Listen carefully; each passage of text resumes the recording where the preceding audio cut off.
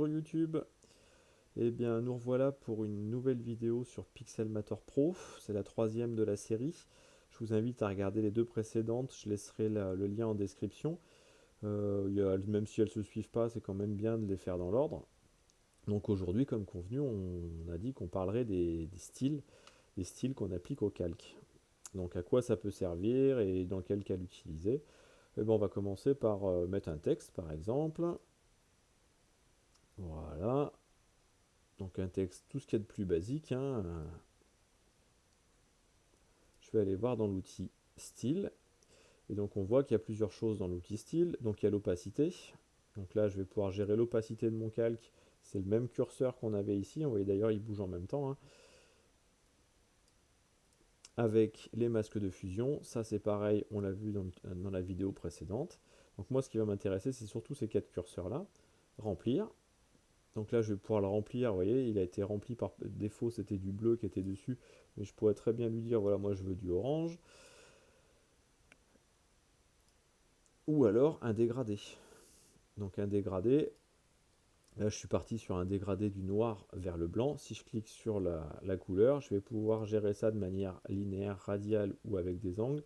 À chaque fois que je choisis l'un d'eux, j'ai la possibilité avec les poignées de pouvoir gérer mon effet. Donc si je veux plus de noir ou au contraire, voilà, plus de noir ou moins de noir, etc. Et j'ai même surtout la possibilité de gérer des plugins, enfin des presets que moi j'aurais envie d'avoir. Vous voyez, c'est des presets que j'utilise, ceux-là par exemple pour Halloween, etc. Donc là, l'histoire du orange jusqu'au noir, c'est moi qui l'ai créé. J'aurais très bien pu lui dire, si je clique sur la petite poignée orange, de lui dire, bah, par exemple, moi j'aurais voulu que tu fasses du cyan jusqu'au noir. Donc du cyan jusqu'au noir, et en cliquant sur plus, pof, il me le met dans ma mémoire. Et ça, comme ça, je l'ai pour le prochain coup. Donc là, on va plutôt mettre une couleur. Donc ça, on a vu. Opacité. Donc là, c'est l'opacité, mais que de remplir. C'est-à-dire que là, je vais gérer vraiment que l'opacité de ma fonction remplir. C'est pas la même chose que l'opacité du calque. Vous voyez, là, si je pars à 0, je le vois de la manière où j'avais défini le texte, donc en magenta. Et là, j'ai rempli par-dessus et je suis en orange. Voilà, je vais enlever le remplir. Contour. Donc le contour, je vais pouvoir, comme vous voyez sur le texte, il y a un petit trait noir tout le tour, donc un contour. Augmenter ou pas la largeur du coup de pinceau qui gère ce contour. Est-ce que je veux une couleur ou un dégradé aussi pour ce contour? Donc de la même manière, j'aurais pu avoir le dégradé, enfin l'option dégradé comme tout à l'heure. Moi je vais laisser plutôt une couleur. Donc la couleur que je peux choisir aussi, mais par défaut le noir c'est très bien. Et pareil, l'opacité, mais l'opacité simplement de contour. On va le laisser en orange. Ensuite, ombre interne. Donc si je clique sur ombre interne, j'ai accès à pas mal de choses.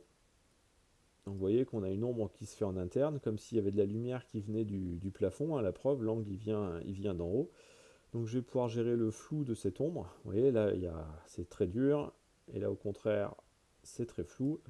La distance, donc on voit bouger, donc là ça peut être très sympa pour faire un effet de lumière, hein, vous voyez, quand imaginez une photo où il y a le soleil qui est sur le haut, avoir un effet de relief comme ça sur une ombre interne, ça peut toujours être intéressant, et d'autant qu'après, je peux gérer facilement mon angle, si la lumière venait du bas au contraire, la couleur de mon ombre et l'opacité de mon ombre. Donc là, opacité maximum, opacité minimum, donc là on ne le voit plus.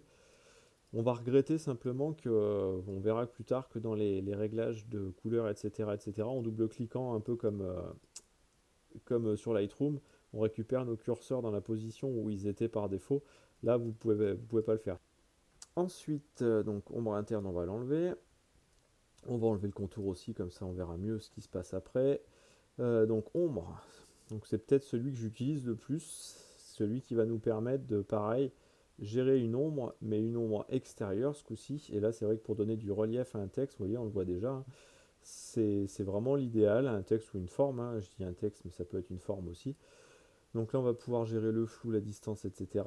L'angle, pareil, pour gérer ça par rapport au soleil ou à la lumière qu'il peut y avoir sur votre photo. Et de la même manière, gérer mon opacité, ma couleur, etc. Donc tout ça, c'est des choses que je peux faire directement, comme vous l'avez vu sur les quatre. Ce qu'il faut savoir aussi, donc là maintenant on va parler de toutes ces présélections qui sont ici. Ça c'est des présélections qui étaient en mémoire, hormis quelques-unes peut-être que j'avais réinstallées moi-même. Mais par exemple, si je voulais garder mon contour, mon ombre interne ici et gérer tout ça en me disant voilà, ça c'est quelque chose que je vais garder, qui me fait penser à Halloween par exemple, je veux le garder, et bien à ce moment, je vais aller tout en bas, j'ai un petit outil plus, voilà. Et là, je l'ai en mémoire. Je sais que le prochain coup, si voilà, par exemple, je suis sur un autre calque, j'aurai juste à cliquer dessus et j'aurai en mémoire tous mes réglages, sachant que je peux effectivement bien entendu revenir dessus. Donc voilà, ça peut être intéressant. Donc ça, je l'ai fait en appuyant sur le bouton plus ici, mais je pourrais très bien le faire avec le bouton ajouter ici et enregistrer comme paramètre prédéfini, pardon.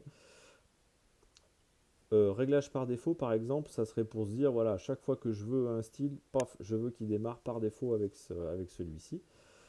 Une chose dont on n'a pas parlé aussi, c'est que je pourrais très bien lui dire des ombres internes, je pourrais en avoir plusieurs dans le même corps de texte, par exemple. Donc là, dans ce cas-là, j'aurais fait ajouter une ombre interne, et là, vous voyez que j'ai deux ombres internes qui apparaissent, une ici, une ici. Donc je pourrais gérer plusieurs ombres internes, plusieurs contours, plusieurs... Voilà, tout ça, je peux le gérer à volonté, et il suffit d'appuyer sur ajouter et rajouter celui qui vous intéresse.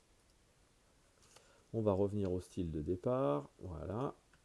Je vais remettre simplement moi celui que j'ai fait tout à l'heure. Donc ce genre de style ici, par exemple, je pourrais très bien me dire, ce style ici me plaît, je veux quelque chose de cohérent, je vais faire une forme par exemple à côté. Pour que ça soit cohérent, je voudrais que cette forme-là, elle ait exactement le même style. Et bien ça, pas de problème. Ah, pardon. Vous voyez, ça fait partie des choses dont j'ai expliqué sur le précédent tuto, de pouvoir verrouiller des calques, sinon des fois on bouge le fond, et ben voilà, je l'ai fait la preuve en direct. Donc mon texte, celui-ci, je me dis je veux copier son style, et ben je vais aller dans format, style, copier le style, je vais prendre mon autre calque, format, style, coller les styles, et je vais me retrouver avec exactement le même style, la lumière qui vient du même côté, les ombres qui sont projetées de la même manière. Donc ça, je peux le faire sur autant de calques que je veux. Donc ça, c'est relativement pratique. On va finir avec ce format style. Donc là-dedans, je vais pouvoir retrouver les 4 curseurs que j'ai sur les côtés. Copier les styles, coller les styles, on vient de le voir. J'ai aplatir les styles dont on n'a pas parlé. Donc aplatir le style, ça serait vraiment pour le rendre complètement plat. C'est-à-dire que là, par exemple, celui-ci, vous voyez que si je reviens sur mon style, le texte, j'ai toujours accès à tout mon style. Si je reviens sur celui-ci, pof, les curseurs sont tout vides parce que j'ai aplati le style. Donc vraiment à faire que si vous en avez vraiment l'utilité et quand vous êtes sûr d'avoir terminé, parce que sinon on ne peut plus faire machine arrière à part faire commande Z. Style et revenir au style de départ. Donc là c'est pareil, hein, c'est le même qu'ici, revenir au style de départ ici. Bon bah écoutez, je crois qu'on en a fini sur les styles. Si comme d'habitude vous avez des questions, n'hésitez pas. Ça me fait toujours plaisir d'y répondre. Et laisser un petit pouce bleu, c'est pareil, ça me fait toujours plaisir. Je vous dis à la prochaine. La prochaine vidéo, ça aura un gros morceau parce que ça va être les sélections. Donc là, c'est peut-être ce que Pixelmator sait faire le mieux et ce qu'on peut se servir le plus. Donc tous les outils sélection. Donc vous voyez que là, il y aura fort à faire.